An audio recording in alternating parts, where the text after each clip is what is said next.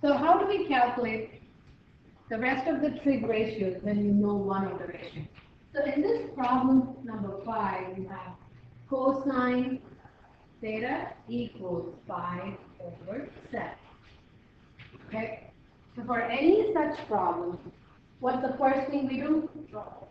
Correct. So please draw a triangle to make sure you know what you're doing, and put the reference angle. It's up to you where you make the reference angle. I usually put it right here. Okay. So now, for the reference angle, let's identify the adjacent, opposite, and hypotenuse. So this is the hypotenuse, opposite, and the adjacent. So that's going to be our first step, to draw the figure and label it. Draw the triangle. Okay? So now, what's the next step? You look at the question, what do we do next? You're basically going to plug in, yes? Right. What are you given here? Adjacent and hypotenuse. Correct. You're given the adjacent. So let's place it right there. So you're given the adjacent because cosine is nothing but adjacent over the hypotenuse. So that's what you do. You write down what cosine means, and then you do, so adjacent over here, and hypotenuse, which is 7. Is that clear? Yeah. So that's the next step, along with the first one. All right. So now the next step is to calculate the third side. Okay? So how will I find the third side out? Correct. Pythagorean theorem. So we set it up. We get 7 squared equals ab squared or x squared, whatever you want, plus 5 squared.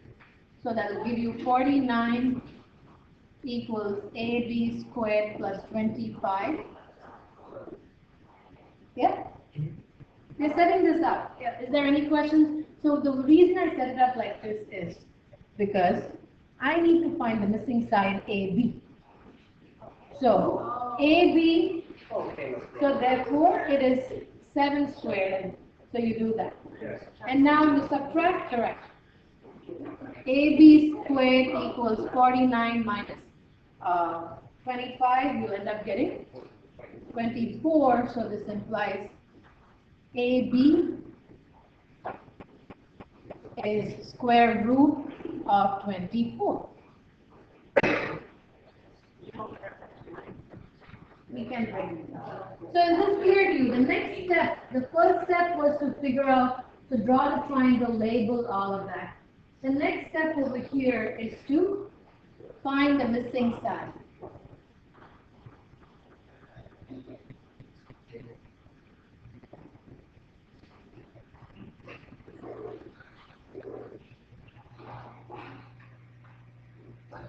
So once you get to this point, it's square root of 24.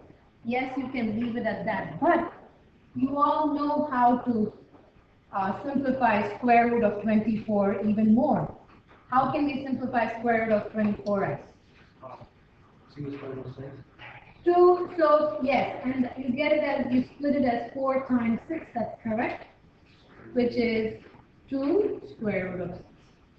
So I would strongly recommend you to do that, but even if you leave it as this, you wouldn't be incorrect, but you get it? So that's the second step, where you are trying to get the third side. So I'll rewrite these. Square root of 24, or it's going to be 2 square root of 6. You understand? So now the third step is to establish the ratios. So now to write the trig ratios.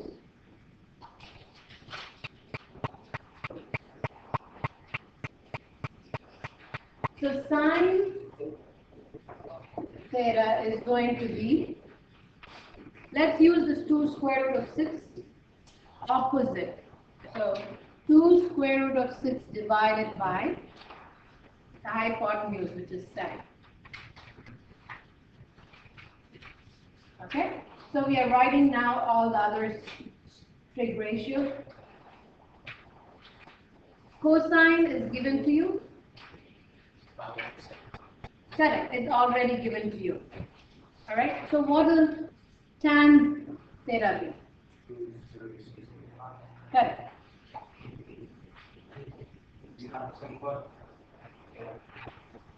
Well, if you simplify, it's good. If you simplify the 2 square root of 6, that's highly recommended.